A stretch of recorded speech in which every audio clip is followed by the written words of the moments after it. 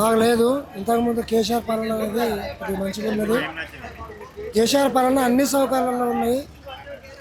మాకు 24 గంటలు కరెంట్ ఇచ్చిండు. వ్యవసాయాలకు కొద్దిగా మంచిగా చేసిండు. ఈ రేవంత్ రెడ్డి వచ్చేసి అన్ని దివాలా తీసిండు. ఇప్పుడు రైతు బంధువులు 6 హామీలు ఉండే ఆ 6 హామీలు కూడా అమలు చేయలే.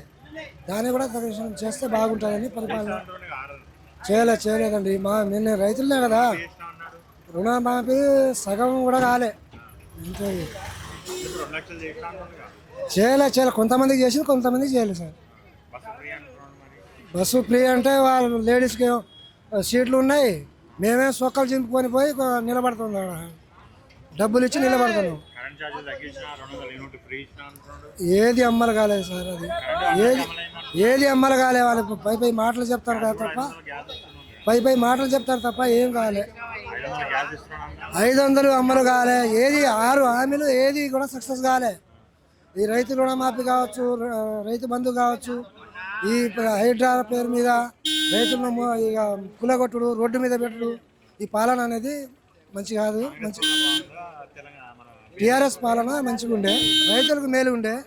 ఇది రైతులకు వచ్చినప్పుడు కొద్దిగా బాధాకరమైన నష్టకరమైన ఉంది. కాంగ్రెస్ పాలన మంచిగా లేదండి.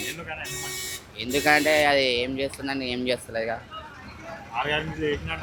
ఏం చేస్తలేడండి. ఏం చేస్తలేడండి. అది ఫ్రీ బస్ ఏముందండి, ఏం లేదా. ఫ్రీ బస్ ఏం లాభం. కరెంట్ బిల్ ఇక్కడ ఇస్తుండు. అది బోర్ల కాడ కరెంట్ బిల్ వేస్తుంది కదా, మళ్ళా ఏం లాభం. ఆడికాడికే ఉంది కదా. 24 గంటలు కరెంట్ ఏం లేదండి. అది ఏం లేదు.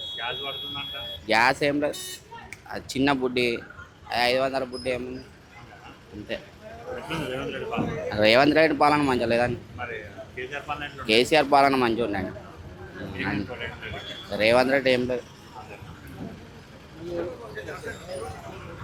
ఏం లేదు, అన్ని ఇండ్లు కూల కొడుతుండు, అంత ఆగమాగం చేస్తుండు. ఏం చేస్తాడు ఇప్పుడు. ఇంకా కేసీఆర్ నయం ఉండే. ఇప్పుడు రోడ్ల మీద వచ్చిన ఇండ్లు అన్ని కూల కొడుతుండు. ఇప్పుడు ఇంకా కిరాయికి ఉన్న వాళ్ళు ఎక్కడ పోయి ఉండాలి, అన్ని ఆగమాగం అవుతున్నారు. చెరువులు కడితే మరి చెప్పాలి కదా, పర్మిషన్ ఇవ్వాలి కదా. అప్పుడు వాళ్ళ సామాన్ అంతా మాలంతా అంత కూల కొడితే ఏం తినాలి, ఎట్లా బతకాలి. అంత కష్టమవుతుంది కదా.